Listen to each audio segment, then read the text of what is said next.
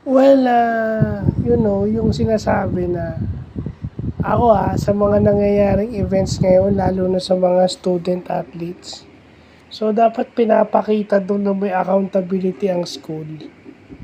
Dahil ang school, kahit sabi mong college na yan, ang school pa rin ang kanilang second home.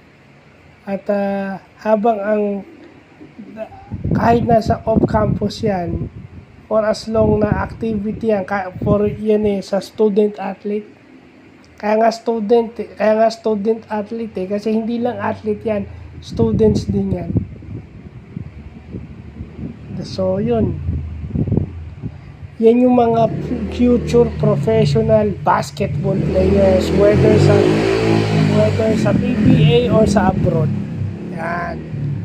So kasi napapansin ko lang, opinion ko lang, point of view lang, na pag pinag-uusapan na kakausapin ng government agency o yung abogado, biglang sasabihin yung stress sa family, di ba?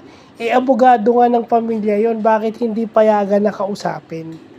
Yung kung legal counsel ng pamilya yon, kausapin. Tsaka kung wala kayong tinatago, di ba? Ang dami-dami kasing tinatago nitong eskwelahan na to. Alam nyo na kung sino. Dami-dami kasing tinatago ng eskwelahan na to. Pero sa mga current issues, lalo na sa political, pag tungkol sa politika, ganyan, ang dami. Sila yung nangunguna. No? Sila yung laging may say. No? Pero ngayong a-apply sa kanila, wala, tago. So double standard kayo. Estudyante nyo yung napahamak na nawala ng buhay. So yun lang masasabi ko, dapat accountable pa rin kayo. The school should be accountable and liable for the safety and well-being of students and student athletes. Hindi yan pwedeng pinababayaan lang. Yeah. And sana stop being double standard kasi hindi maganda. Hindi maganda yan sa mga,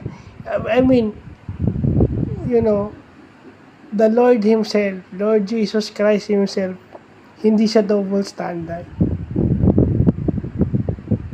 Kasi kahit na siya yung pinakamataas, in-apply pa rin niya.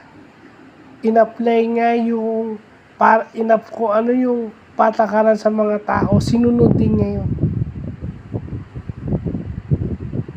As a human being, the Lord Himself subjected to human scrutiny and human judgment. So, yun lang po.